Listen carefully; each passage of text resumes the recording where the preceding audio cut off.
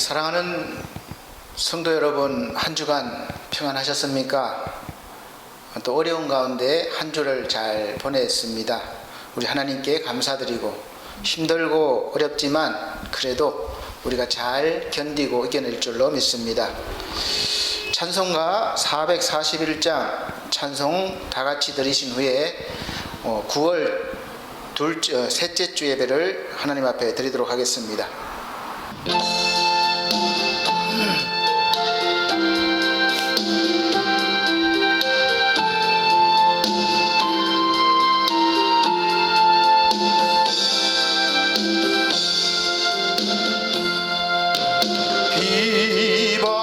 비바람이 칠 때와 물결 높일 때에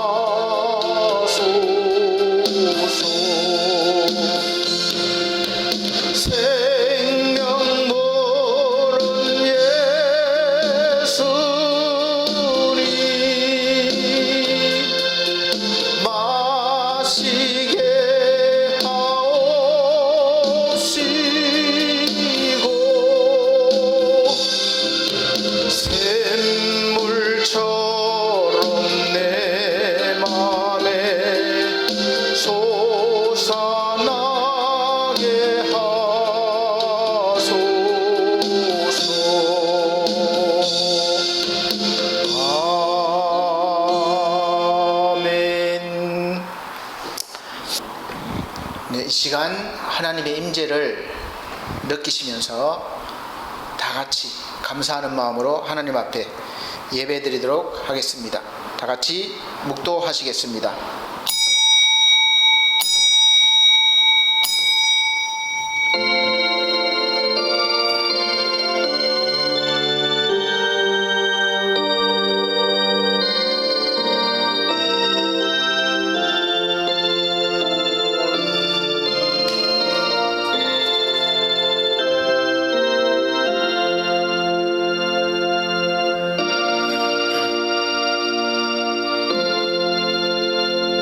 그런즉 너희가 어떻게 행할 것을 자세히 주의하여 지혜 없는 자같이 말고 오직 지혜 있는 자같이 하여 세월을 아끼라.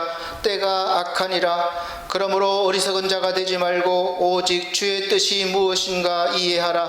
술 취하지 말라. 이는 방탕한 것이니 오직 성령의 충만을 받으라.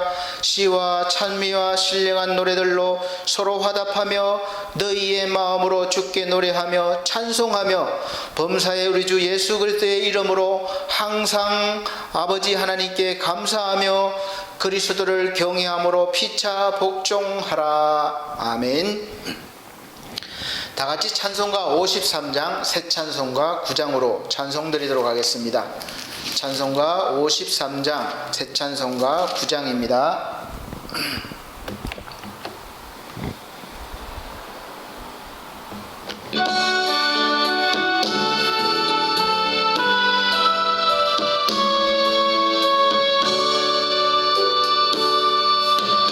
하늘에 가득 찬 영광의 하나님, 온 땅에 충만한 존귀하신 하나님, 생명과 빛으로 지혜와 권능으로 언제나 우리를 지키시는 하나님, 성부와 성자와 성령 구원의 하나님, 우리 예배를 받아주시옵소서.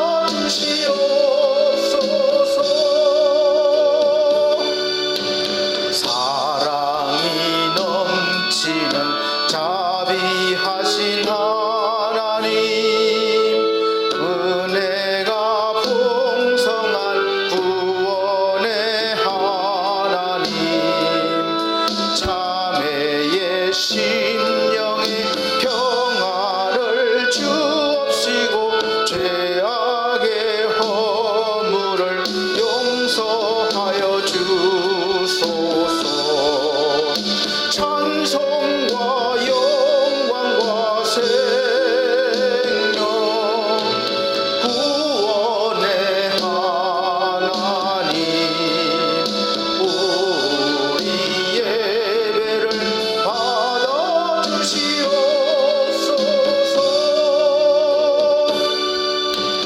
연약한 심령을 굳게 세워주시고 우둔한 마음을 지혜롭게 하시고 주의 뜻 받들어 참되게 살아가며 주 말씀 따라서 용감하게 하소서. 권능과 지혜와 사랑 구원의 하나님, 우리 예배를 받아주시옵소서.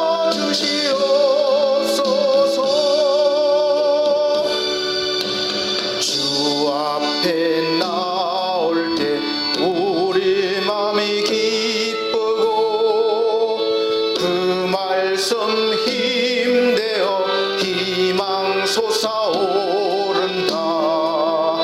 고난도 슬픔도 이기게 하옵시고 영원의 이때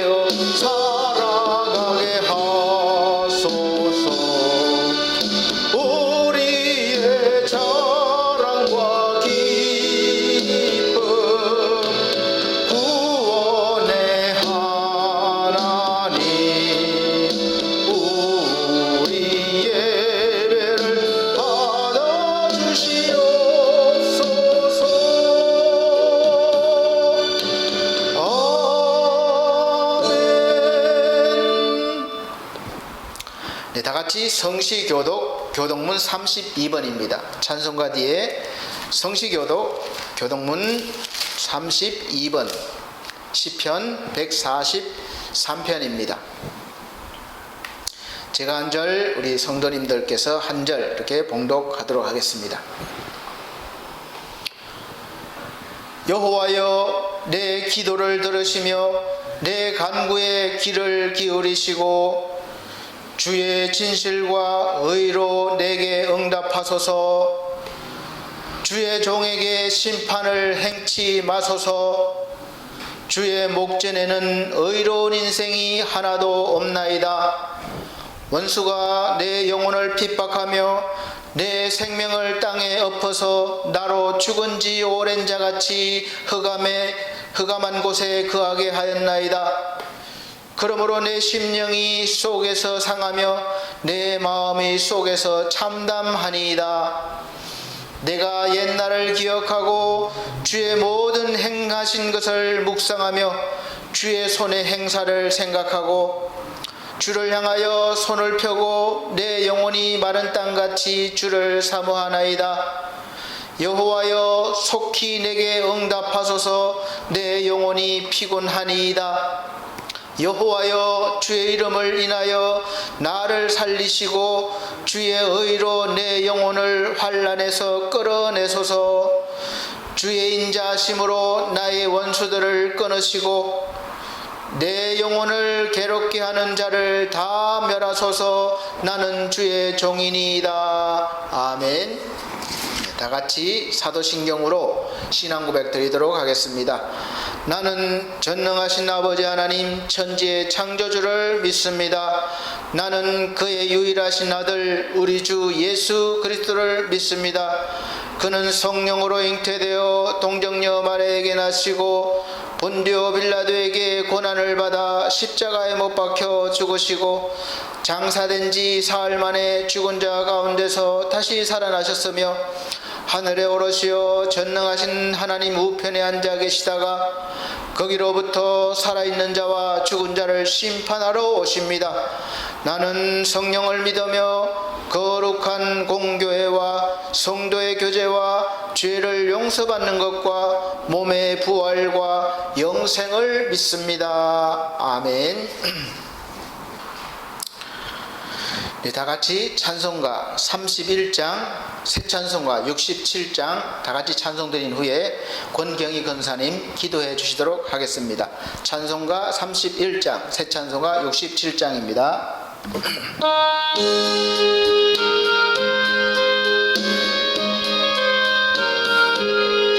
영광의 왕께 다 경배하며 그 크신 사랑 늘 찬송하라. 영원히 방패요 또 산성이신 그 영광의 주를 다 찬송하라.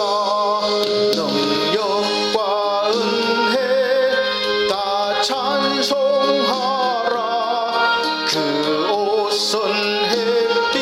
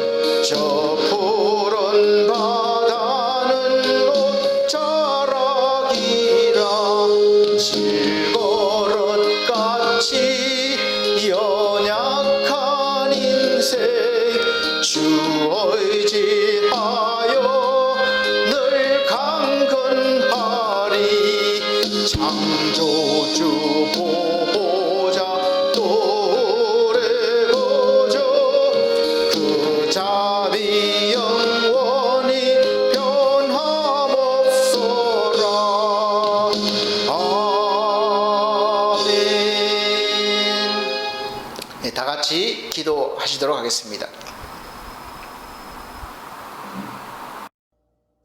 사랑과 은혜가 충만하신 하나님 아버지, 오늘도 변함없이 저희들을 사랑하셔서 거룩한 주일날 주님께 예배로 영광 돌리게 해주심을 감사드립니다.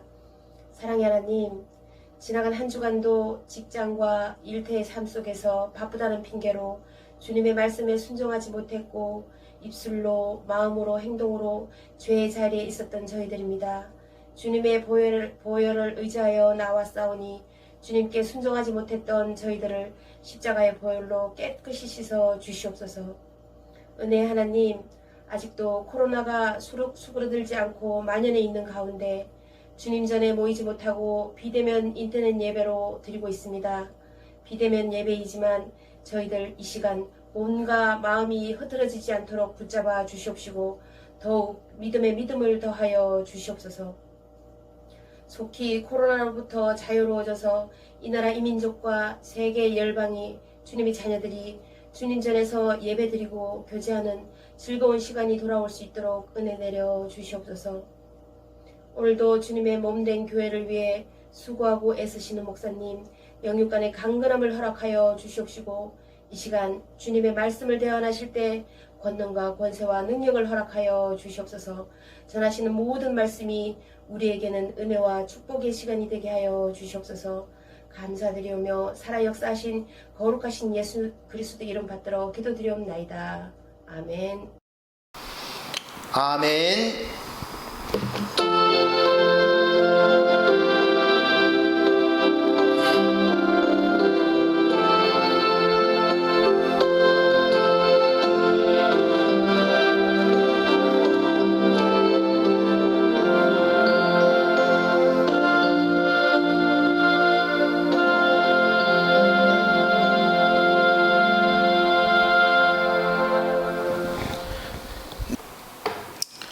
네, 성경 말씀 보시겠습니다. 성경 말씀은 요한복음 4장 19절로부터 24절 말씀입니다. 요한복음 4장 19절로 24절 말씀, 신약 성경입니다. 제가 봉독해 드리도록 하겠습니다. 요한복음 4장 19절로 24절 말씀. 여자가 가로되 주여 내가 보니 선지자로소이다. 우리 조상들은 이 산에서 예배하였는데 당신들의 말은 예배할 곳이 예루살렘에 있다 하더이다. 예수께서 가라사대 여자여 내 말을 믿으라. 이 산에서도 말고 예루살렘에서도 말고 너희가 아버지께 예배할 때가 이르리라. 너희는 알지 못하는 것을 예배하고 우리는 아는 것을 예배하노니 이는 구원이 유대인에게서 남이니라. 아버지께 참으로 예배하는 자들은 신령과 진정으로 예배할 때가 오나니 곧 이때라. 아버지께서는 이렇게 자기에게 예배하는 자들을 찾으시느니라. 하나님은 영이시니 예배하는 자가 신령과 진정으로 예배할지니라. 아멘. 네, 우리 사랑하는 성도님들 잘 계셨습니까? 이렇게 만나 뵙지 못해서 참 보고 싶기도 하고 그립기도 합니다. 이 시기가 조금만 지나가면 다시 만날 수 있고 또 만나서 예배 드릴 수 있을 것입니다. 오늘 말씀의 제목은 진짜 예배의 진짜 싸움이라는 제목으로 말씀을 드리도록 하겠습니다. 우리 반석교회는 현재 사실은 비대면 예배로 동영상을 통한 예배를 드리고 있습니다. 정부에서 제재를 가하는 것이 겁나는 것이 아니라 저 나름대로 우리 성도들과 가족들을 코로나로부터 지키면서 예배를 멈추지 않고 계속 드리기 위한 한 방편이라고 보시면 되겠습니다. 사실 코로나가 좀 잠잠해지거나 치료약이 나오면 즉시 다시 현장 예배로 복귀할 것입니다. 그리고 우리 반석교회는 사실 현장 예배를 드릴 수 있는 장소나 그런 상황이 되지 않기 때문에 만약이라도 저나 누구를 통해서 이렇게 감염이 되어서 사랑하는 성도님들이나 가족들이 생명을 잃게 된다면 어떻게 되겠는가 이런 생각도 해보고 또 사실 보상 여부를 떠나서 생명을 무엇으로 보상하겠습니까? 그 가족들이나 관계가 있는 사람들이 교회를 다닌다 할지라도, 그 교회 교인이라 할지라도 과연 믿음으로 그것을 받아들이고 교회나 목사 또는 관념시킨 성도를 원망하지 않을까, 이런 생각도 해봤습니다. 높아심인지는 모르겠습니다. 사실 교회에서 뭐 그것까지 어떻게 책임을 지느냐 할지 모르겠지만, 어쨌든 교회 내에서 그런 일들이 일어난다면 깔끔하게 뭐 해결하기가 쉬운 일은 아닐 것입니다. 그래서 다른 교회는 어떻게 하는지 몰라도 우리 반석교회에서 가장 효율적이고 또 현재 할 수 있는 그런 방법으로 예배를 시도하고 있습니다. 또 드리고 있죠. 그리고 사실 나름대로 고민도 많습니다. 그래서 이제 우리는 이 시점에서 어떤 예배가 진짜 예배인지, 또 우리가 싸워야 될 대상이 누구인지, 그것을 말씀을 통해서 저와 우리 여러분들이 한번 묵상하시고 또 들으시고 깨달으시기를 바랍니다. 요즘 학교 수업에도 말들이 많은 것을 볼 수 있습니다. 인터넷 뉴스면에서 봤는데 어떤 수업이 진짜 수업인가 한번 생각해 봤습니다. 뭐 2학기가 돼서 이 원격 수업을 하는 데가 많이 늘어나고 있는데, 초등학교, 중학교, 고등학교 뭐 사실 시행된 지가 한 5개월 정도 됩니다. 그런데 곳곳에서 불만들이 생기고 있어요. 그래서 방송을 통해서, 온라인을 통해서 선생님 얼굴을 보면서 이 쌍방향이 시도되는 경우가 많이 없고, 그냥 일방적으로 우리와 같이 이렇게 한쪽만 일방적으로 방송이 되는 경우가 있어서 학생들의 뭐 출석이나 어떤 상태를 파악하지 못하고 수업을 진행하는 경우가 많이 있어서 학부모나 우리 학생들은 불만일 수밖에 없습니다. 그리고 또 갑작스럽게 이 동영상을 준비하다 보니까 수업에 대한 어떤 준비성도 많이 없었고 해서 부족한 것이 많죠. 그래서 나름대로 학부모나 학생들의 불만이 커지고 있습니다. 실망하는 거죠. 그래서 앞으로 사실 초등학교부터 대학교까지 교육 환경이나 방식이 많이 달라질 것이라고 예상하고 있습니다. 너무 갑작스럽게 어쩔 수 없게 하는 그런 변화의 바람이 불어와서 우리가 교육당국이나 학교 측이나 학부모 또 학생들 모두가 아직까지 제대로 적응을 못하고 있고 대책도 부족한 것이 사실입니다. 그러나 누구나 앞으로의 교육이 이전과는 달라질 것이라는 것은 공감할 것입니다. 이 부분에 있어서는 우리 교회도 마찬가지라고 생각합니다. 요즘 보면 동영상이나 뉴스에 하루가 멀다 하고 현장 예배가 오르냐 온라인 예배가 오르냐 이 논쟁이 일어나고 서로 비난하는 것을 볼 수가 있습니다. 그래서 비대면 예배를 드리는 교회도 많고 대면 예배를 강행하는 교회도 많습니다. 많은 교회들이 교회 형편에 따라서 현장 예배를 강행하기도 하고 인터넷을 통한 라이브 방송을 하기도 하고 또 동영상으로 온라인 예배를 드리고 있습니다. 그래서 요즘 어떻게 보면 어느 때보다도 부쩍 이 예배에 대한 관심이 뜨거운 것 같습니다. 사실 한편으로는 좋은 현상이라고 생각합니다. 그런데 문제는 예배에 대한 평가나 비판에 있는 것이죠. 현장 예배를 강행하는 교회와 또 비대면 예배로 전환하는 교회가 서로에 대해서 말하는 것이 이제 늘어나게 됐습니다. 각 교회에서 목회를 하시는 목사님들이나 또 교단이나 총회 차원에서 이렇다 저렇다 말들이 많은데 우리 사랑하는 성도 여러분, 여러분들은 어떤 예배가 정말 진짜 예배, 하나님이 받으시는 예배라고 생각하시고 참여하고 계십니까?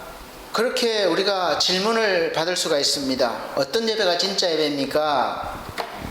저는 사실 규모가 작은 교회지만 그래도 목사이고 예배를 인도하는 입장이기 때문에 관심을 두지 않을 수 없기에 오늘 저 개인적으로 생각하고 하는 것보다 설교를 통해서 말씀을 드리려고 합니다.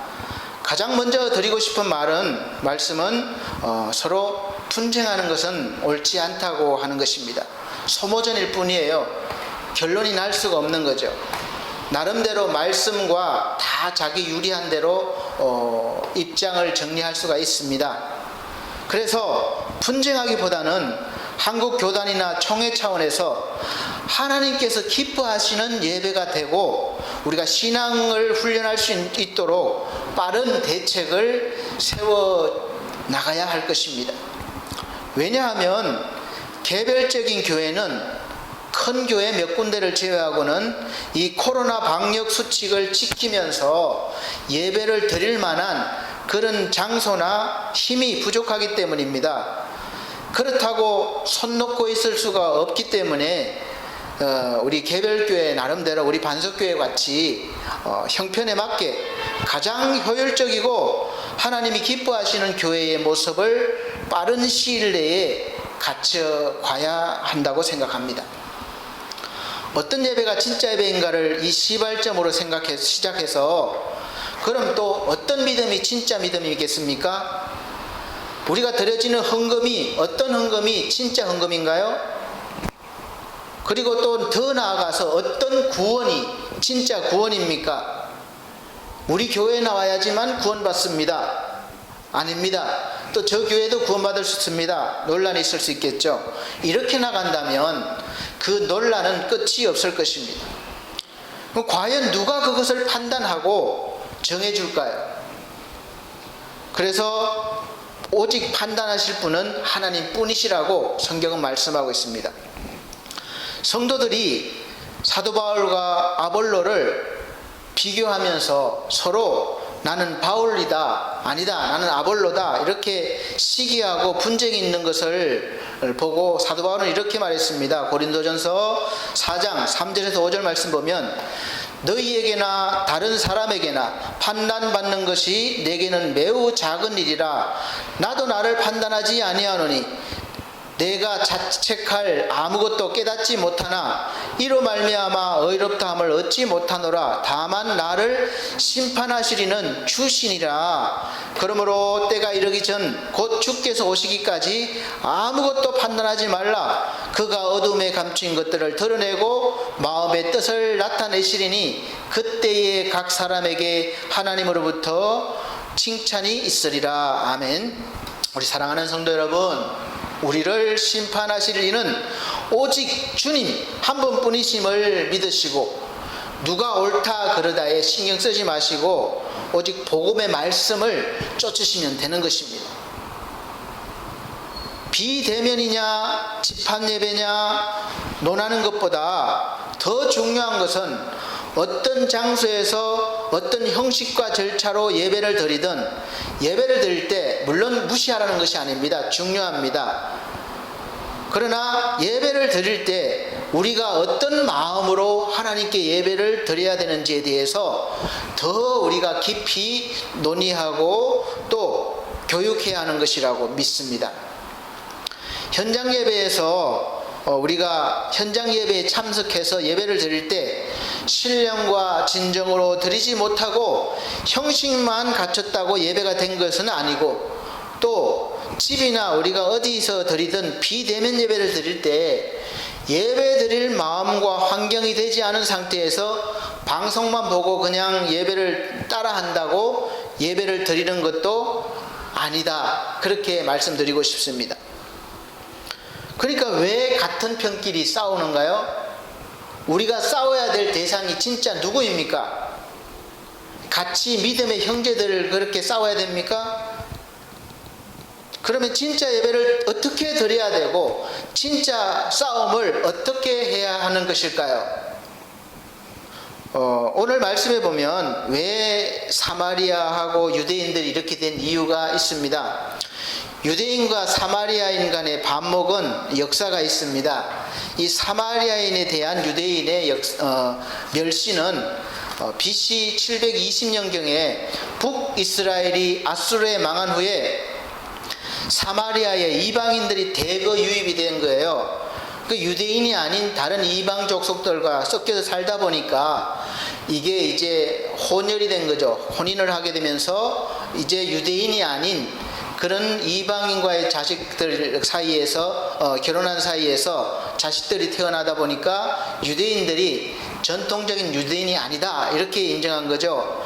이때부터 유대인들은 사마리아인들을 마치 성경에 곳곳에 나와 있지만 너무 엄청 무시하고 개처럼 그렇게 취급하고 아예 상종조차 하지 않았습니다. 그리고 바벨론 포로 이후에 예루살렘 성전을 재건할 때 사마리아인들도 협조하려 했지만 당연히 거부했습니다.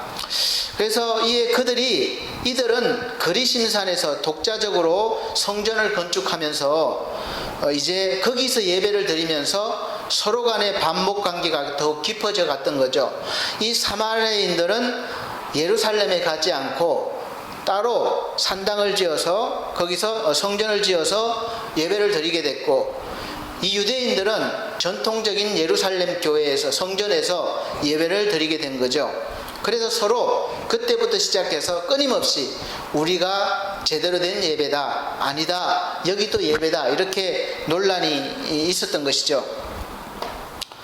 이렇게 상종하기도 싫어하는 사마리아 땅에 예수께서, 그것도 너무 부끄러운 삶을 살고 있는 한 여인에게 먼저 찾아가셨습니다. 그리고 거기에서 이 여인에게 말씀을 전하시고 구원의 은혜를 베푸셨다는 것은 그곳에도 하나님의 사랑과 은혜가 있으시고 또 하나님의 관심이 있으시고 구원을 하신다는 그런 은혜를 보여주시고 있는 것이죠.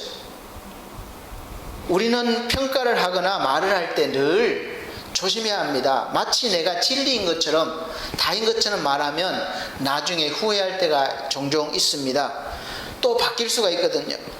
그래서 야고보서 3장 6절에서 쭉 보면 혀는 곧 불이요 불의의 세계라 그렇게 시작되고 있습니다. 그래서 이 혀가 사람이 능히 길들일 수도 없고 쉬지 아니하는 악이라고 그러고 독이 가득한 것이라 이렇게 말씀하고 있습니다. 그리고 이 한 입으로, 한 혀로 하나님을 찬송하고 또 하나님의 형상대로 지음받은 사람을 저주도 한다. 그렇게 한 입에서 저주도 나오고 찬송도 나오고, 그래서 결국은 내 형제들아 이것이 마땅하지 아니하다 이렇게 말씀하고 있습니다. 이 말씀은 곧 나에게서도, 저와 여러분에게서도 이 한 입으로 찬송이 나올 수도 있고 저주를 말할 수도 있다는 것입니다. 그래서 늘 이 혀를 경계해야 하는 것입니다. 오늘 본문의 사마리아 여인의 이 질문에 예수께서 보면 예루살렘에서 드리는 예배가 진짜 예배니까 그곳으로 가야 한다, 아니면 사마리아 여기 성전에서 드리는 예배가 진짜 예배다, 괜찮다, 여기서도 그렇게 말씀하시지 않으셨습니다. 우리가 원하는 답은 그거예요. 이곳이냐 저곳이냐 그런 결론을 원하는 것입니다. 그러나 주님은 그렇게 말씀하시지 않으셨어요. 하나님을 믿는 성도라면, 또 우리가 현재 겪고 있는 상황이라면 당연히 궁금할 수 있는 질문입니다. 예수께서 대답하시기를 요한복음 4장 21절의 말씀 보면 예수께서 가라사대 여자여 내 말을 믿으라. 이 산에서도 말고 예루살렘에서도 말고 너희가 아버지께 예배할 때가 이르리라. 이렇게 계속해서 말씀하셨습니다. 24절에는 하나님은 영이시니 예배하는 자가 신령과 진정으로 예배할지니라 이렇게 말씀하셨어요. 예배에 대해서 사람들이 주장하는 것을 넘어서서 더 깊은 근본적인 말씀을 해답으로 제시하시는 것입니다. 그래서 가장 먼저 하시는 말씀이 여자여 내 말을 들으라 이렇게 말씀하셨어요. 그래서 훌륭한 제사장들의 말을 들으라, 믿으라, 또 아니면은 제자들의 말을 믿으라, 그것이 아니라 유대인의 말을 믿으라, 아니면 사마리아에서 전통적으로 예배를 주관해온 그 사람들의 말을 믿으라, 그렇게 하지 않으셨어요. 먼저 예수님께서 본인의 예수님의 말을 믿으라 그렇게 말씀하신 것입니다. 현재 우리나라에서 일어나고 있는 상황과 비슷하다고 볼 수 있습니다.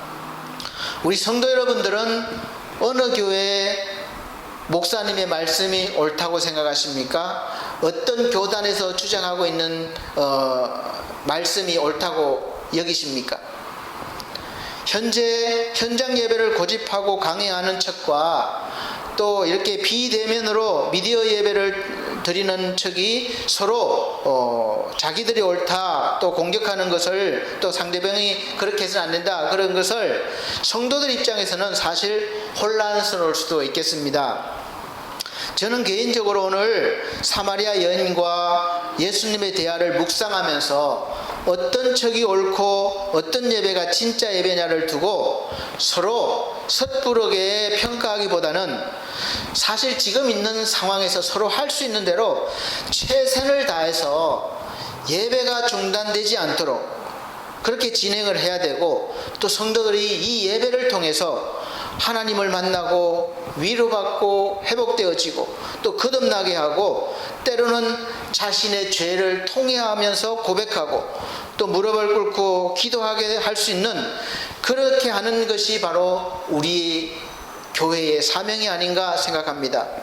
한 걸음 더 나아가서는 우리의 자녀들이 이 믿음, 신앙을 전수받아서 계속해서 우리 뒤를 이어서 하나님을 찬송하고 기뻐하시는 예배를 드리면서 복음을 전하는 그런 삶을 살 수 있도록 교육도 해야 한다는 것입니다.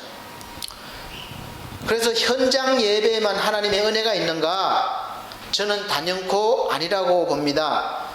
또 방송을 통한 미디어를 통해서 들려지는 그런 하나님의 말씀에도 하나님의 복음을 듣고 거듭나는 영혼들이, 은혜를 받는 영혼들이 분명히 있기 때문에 그렇습니다.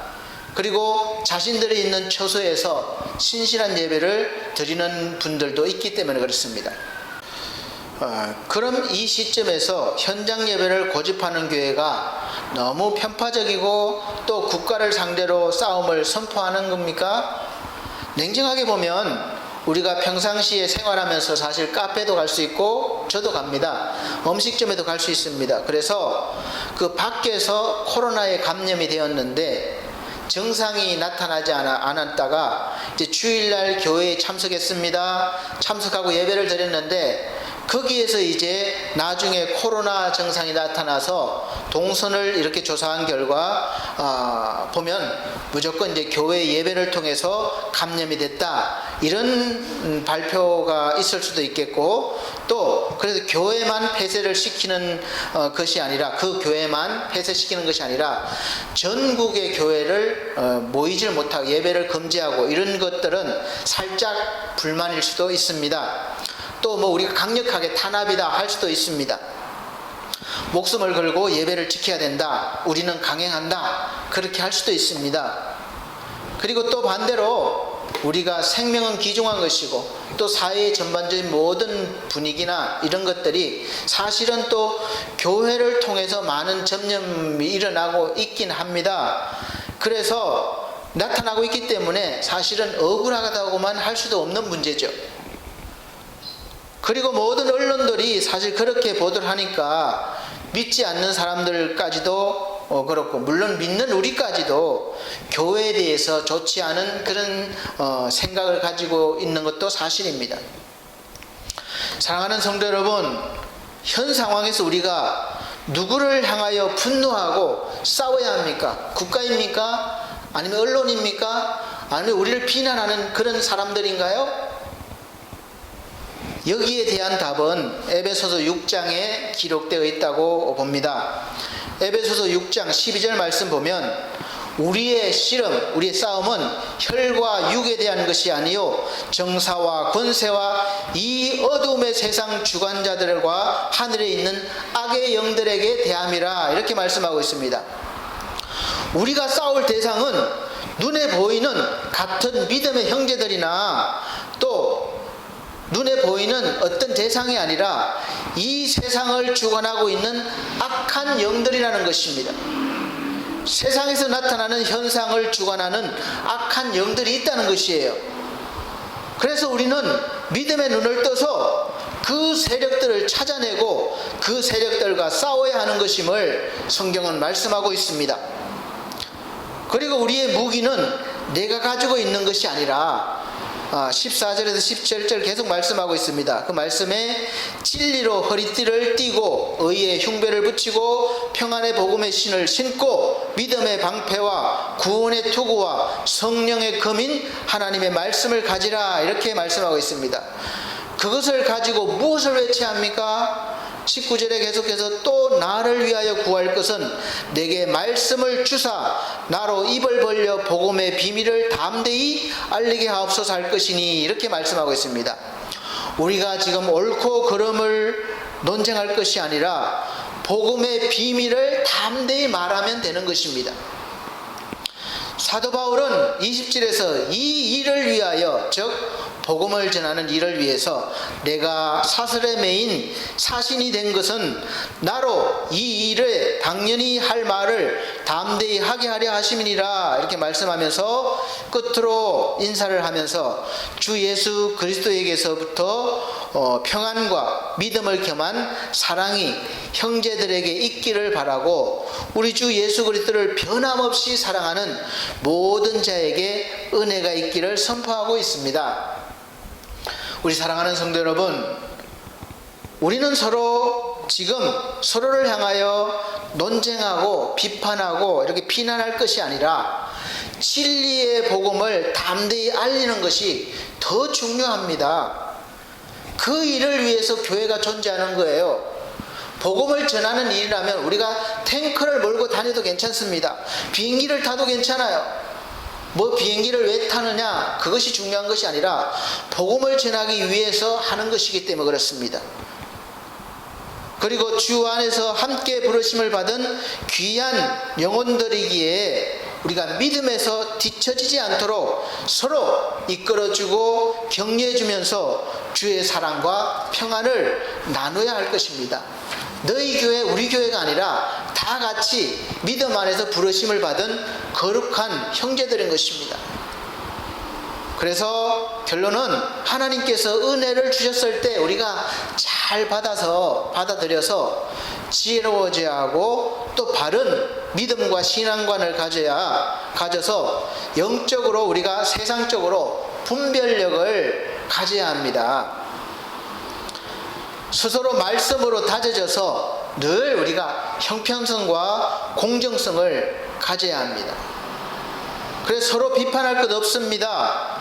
비판하기보다 성경적으로 우리가 어떤 예배를 드려야 할지 더 깊이 묵상하고 연구해서 예배를 드리는 성도들의 믿음이 더 성숙되어지고 또 각자에게 맡겨진 청지기 역할을 충실히 해내게 하고 또 하나님의 영광을 위해서 살 수 있도록 돕고 또 후세들이 신앙교육을 잘 받아서 믿음을 이어가게 하는 그런 교회가 되면 뭐 현장 예배를 드리든 비대면 예배를 드리든 그것이 무엇이 중요하겠습니까? 당연히 모일 수 있으면 모여야죠. 흩어지면 안 되는 것이죠. 그러나 지금과 같은 상황이 언제라도 올 수 있습니다. 이 질병이 아니라 어떤 공권력이나 어떤 힘에 의해서 우리가 죽음의 위협에 달할 수도 있고 그럴 때에 예배를 어떻게 드리느냐 또 논란이 있을 수 있겠습니다. 그러나 어떤 식으로든 숨어서 드리든 당당하게 드리든 또 뭐 서로 이런 인터넷에 드리든 더 중요한 것은 핵심이 있습니다. 믿음을 잘 우리가 훈련되어지고 또 이어져 가기 위한 그런 내용들이 반드시 있어야 된다는 것이죠. 그러기 위해서 우리가 할 수 있는 대로 현장 예배를 강행하든 비대면 예배를 드리든 믿음으로 최선을 다하시기를 간절히 소망합니다. 말씀을 맺겠습니다. 신령과 진정으로 드리는 예배, 그래서 신령한 예배는 어떤 장소에서 어떤 모습으로 드리느냐는 그런 외형적인 것보다 우리 인간 구성 깊은 요소의 가장 고귀한 부분인 우리의 영혼이, 우리의 영이 예수 그리스도를 통해서 죄사함을 받고 말씀을 듣고 우리가 구원의 은혜를 깨닫고 죄사함을 받고 거듭나서 하나님과 영적 관계를 회복하게 될 때에 이루어집니다. 창세기 1장 27절에는 하나님이 자기의 형상, 곧 하나님의 형상, 곧 하나님의 형상대로 사람을 창조하셨다. 그렇게 말씀하셨습니다. 그렇게 남자와 여자를 창조하셨습니다. 그래서 우리는 하나님의 형상이 우리 속에 있어야 되는 것이죠. 데살로니가전서 5장 13절에 평강의 하나님이 친히 너희로 온전히 거룩하게 하시고 또 너희 온 영과 혼과 몸이 우리 주 예수 그리스도에 강림하실 때에 흠없게 보존되기를 원하노라 말씀하고 있습니다. 이 말씀과 같이 온전하고 흠이 없는 상태로 하나님께 예배를 드리는 것이 신령과 진정으로 드리는 것인데, 여기에서 더 많은 사실 설명이 필요하지만 간략하게 말씀드리면, 우리가 하나님 앞에 온전하고 거룩하게 되는 것은 어떤 내 행위가, 내 어떤 노력이 아닙니다. 오직 우리 주 예수 그리스도를 통해서만 되는 거예요. 예수께서 나를 위해서 하신 일들을 믿고 받아들일 때 즉시 효력이 발생해서 하나님께서 우리를 예수 그리스도와 같이 아들로, 양자로 삼았지만 아들로 여겨주시고 그렇게 대해 주신다는 것입니다. 그러므로 진정으로 드리는 예배는 진리 대신 예수 그리스도를 알고 그분의 삶에, 우리는 그분을 우리의 삶의 구세주로 영접할 때 이루어지는 것입니다. 이러한 예배는 시간과 공간을 초월해서 항상 하나님께 드리는 신령과 진정으로 드리는 예배가 될 것입니다. 그리고 이렇게 하나님께 신령과 진정으로 드려진 예배를 통해서 우리는 하나님의 은혜와 지혜를 받아서 영적인 감각과 눈이 열려서 진짜 싸워야 되는 대상을 알게 되고, 그때부터 진짜 영적인 싸움이 시작되는 것입니다. 결국 우리의 싸움은 육체의 싸움보다 영적인 싸움이 되는 것이죠. 더 말씀에 우리가 집중하고 더 기도해서 하나님의 도우심을 지속적으로 받아야 승리할 수 있습니다. 그러므로 사랑하는 우리 성도 여러분, 현장에서 대면 예배를 드리든 집에서나 사무실에서나 그 밖의 장소에서 비대면 예배를 드리든지, 우리 구주 예수 그리스도께서 나의 죄를 다 대신하여 십자가에서 죽으셨고 또 나를 살리셔서 영원한 생명을 주셨음을 믿으셔서 하나님의 거룩한 백성으로 이 시간 신령과 진정으로 예배를 드리실 수 있으시기를 소망합니다. 또 그렇게 예배를 드리는 자에게 하나님의 평강과 은혜가 넘치시길 예수 그리스도 이름으로 축복합니다. 기도하겠습니다. 사랑이 많으신 우리 아버지 하나님, 감사합니다. 우리가 누구를 비판하며 누구를 정죄하겠습니까? 오직 하나님만이 하실 수 있는 일입니다. 그러나 우리가 바른 믿음을, 복음을 쫓을 그런 사명이 있습니다. 주여, 전하고 우리가 듣는 일에 더 하나님의 은혜를 받아서 바른 믿음을 받아들이고 바른 판단할 수 있게 해 주시옵소서. 그리고 우리의 예배가 위협받는 이 시대에 어떤 예배를 드려야 할지 진정으로 더 깊은 묵상과 연구를 해서 앞으로 하나님이 기뻐하시는 예배를 발전해 나갈 수 있도록 도와주시고 인도하여 주시옵소서. 이 시간 어느 곳에 어떤 모습으로 드려지든 우리 하나님께서 은혜 베풀어 주시고 말씀으로 충만케 하여 주시옵소서. 예수 그리스도 이름으로 축복하고 기도합나이다. 아멘. 네, 봉헌의 시간입니다. 찬송가 393장 다 같이 준비하시고 찬송 드리시면서 준비하신 예물 하나님 앞에 드리도록 하겠습니다. 다 같이 393장 새 찬송가 350장 찬송 드리도록 하겠습니다.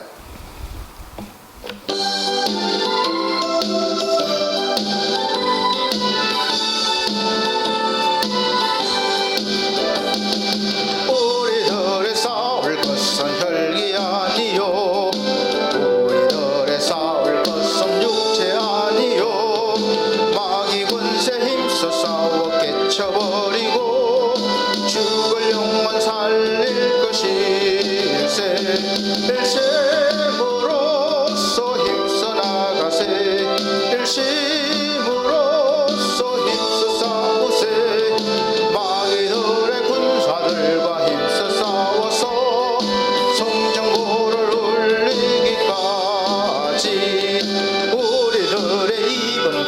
새가 아니요 우리들의 가진 것은 강철 아니요 하나님께 받아가진 평화의 복음 거룩하신 말씀이로다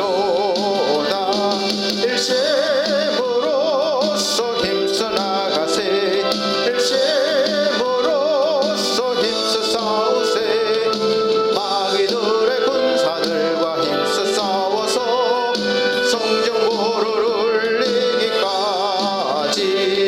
죄악 중에 빠진 자리 강할지라도 우리들의 대장 예수 앞서가시니 두려 말고 용기 있게 힘써 싸우세 최후 승리 얻을 때까지 일심으로써 힘써 나가세 일심으로써 힘써 싸우세 마귀들의 군사들과 힘써 싸워서 성전고를 울리기까지 죄악 중에 빠진 사람 죄를 뉘우쳐 십자가에 달린 예수 믿기만 하면 위태한 데 빠진 영혼 구원 얻어서 천국 백성 될 것임일세 일심으로써 힘써 나가세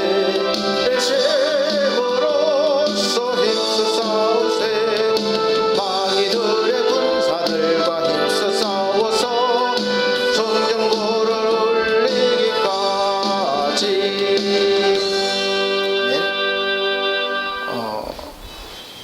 우리가 동영상 예배라 헌금을 직접 거두지 못하고 계좌이체나 또 이 제로페이를 통해서 헌금을 받고 있습니다. 그래서 매주 집계를 하는데 조금 어려움은 있습니다. 아직까지는.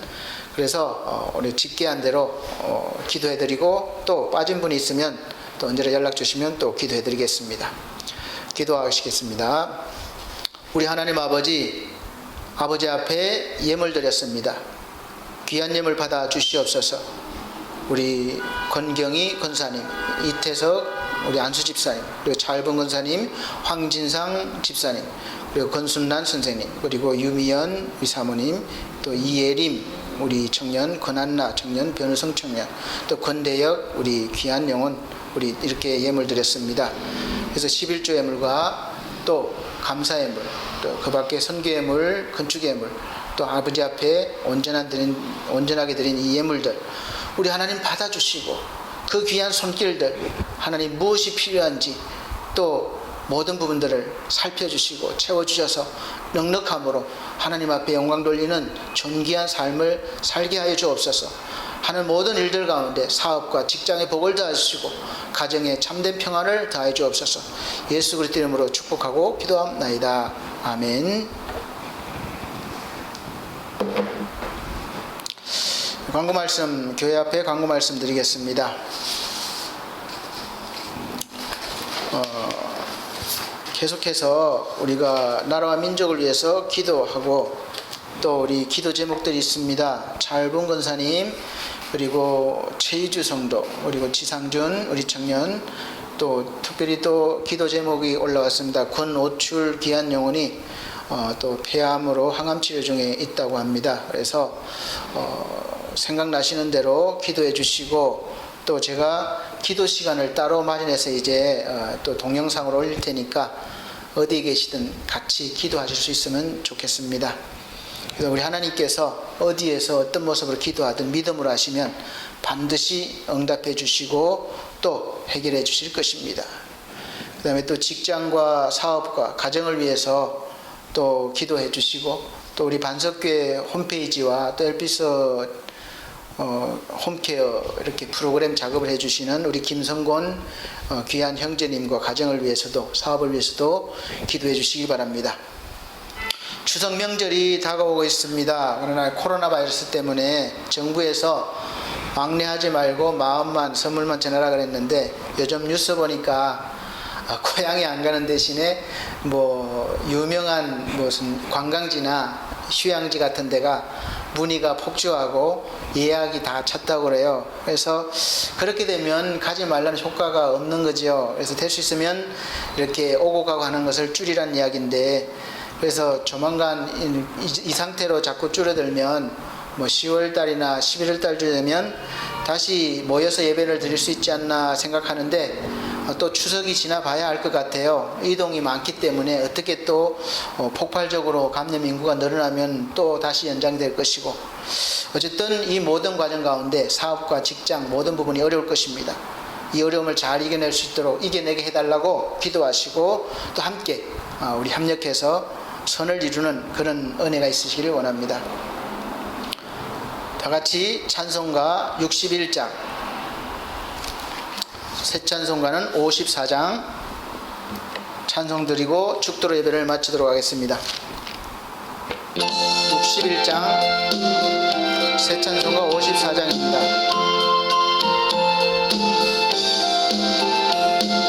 주여 복을 비옵나니 편히 가게 하시고 사람마다 주 은혜로 이기도록 하시고 광야 같은 세상에서 항상 인도하소서. 주의 복된 말씀 듣고 무한 감사합니다. 구원받은 주의 성도 열매 맺게 하시며 하나님이 우리 함께 항상 계시옵소서.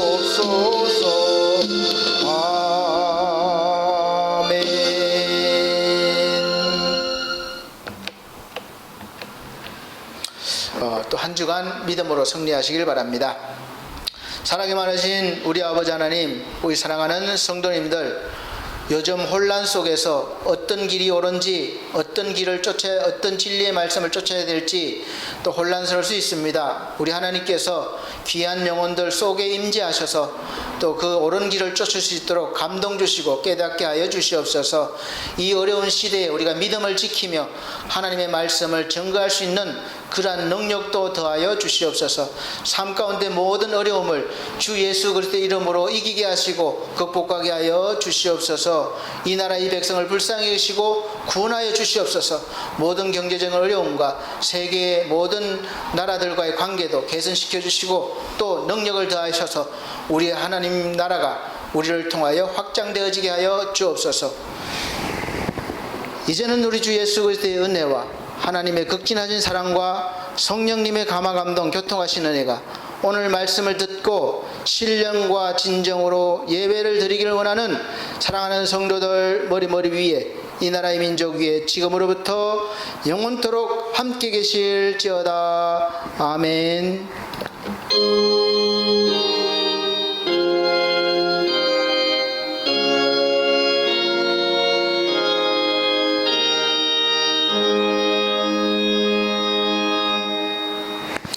감사합니다. 하나님께 영광 돌립니다.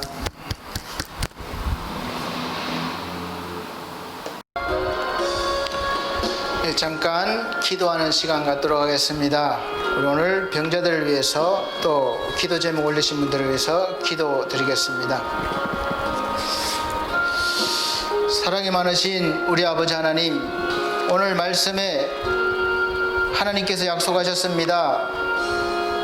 너희가 내 이름으로 무엇을 구하든지 내가 시행하리니 이는 아버지께로 하여금 아들로 인하여 영광을 얻게 하려 하심이라. 내 이름으로 무엇이든지 내게 구하면 내가 시행하리라. 하나님 아버지, 이렇게 말씀하셨습니다. 우리가 어떤 모습으로 어떤 내용으로 기도하든 우리 주 예수 그리스도의 이름으로 할 때 우리 아버지께서 시행하리라 약속하신 말씀 의지해서 이 시간 기도합니다. 아버지 하나님, 우리 사랑하는 성도님들 늘 기도 제목들이 응답되어지길 원합니다. 차을봉 권사님 팔목 수술한 것이 온전히 회복되어서 남은 여생 하나님께 영광 돌리며 살게 하게 하시고 또 인지도 모든 부분도 강건하게 하여 주시옵소서. 또 특별히 우리 최희주 성도 참으로 건강 주시옵소서. 아버지 하나님 앞에 연약한 몸으로 지금 나오지 못하지만 우리 하나님 어디 있든지 믿음 잘 지키게 하시고 하나님의 은혜와 사랑으로 모든 질병이 아버지 낫고 회복되어져서 건강한 몸과 육체로 또 하나님 앞에 영광 돌리는 그런 믿음의 삶을 살게 도와주시고 가정에서도 믿음의 선지자가 되어 가정을 구원할 수 있는 그런 귀한 삶을 살게 하여 주시옵소서. 또 특별히 장애로 인해서 어느 어려움을 겪고 있는 지상준 우리 청년이 있습니다. 수시로 병원에 입원하며 왔다 갔다 하지만 우리 하나님 이 영혼 불쌍히 여기시고 이제 회복시켜 주시옵소서. 건강케 하여 주시옵소서. 남은 여생 주님 앞에 건강한 모습으로 영광 돌리길 원합니다. 주여 은혜 베풀어 주시옵소서. 또 특별히 건호출 귀한 영혼이 아버지 참으로 아픔이 있습니다. 폐암으로 항암 치료 중에 있습니다. 얼마나 힘들고 어려운지 모릅니다. 우리 하나님 그 마음을 위로하시고 또 견뎌낼 수 있는 힘을 주시고 그 마음에 소망을 주셔서 오직 주 예수 그리스도를 붙잡게 하시고 주의 은혜로 말미암아 모든 병이 깨끗이 낫게 하시며 또 하나님 앞에 영광 돌리는 존귀한 삶을 살게 하여 주시옵소서. 우리 하나님 감사합니다. 우리 사랑하는 성도들 기도의 제목은 없지만 많이 어려운 줄로 믿습니다. 사업과 직장과 가정에 하나님 함께 하셔서 모든 어려움을 잘 이겨내게 하시고 주 안에서 형통한 믿음의 삶을 살게 하여 주옵소서. 모든 아픈 부위를 만져주시고 또 회복시켜 주시고 치료하여 주옵소서. 예수 그리스도의 이름으로 감사하며 기도합나이다. 아멘. 따로 또 특별히 기도 시간을 가질 수 있게 하겠습니다. 감사합니다.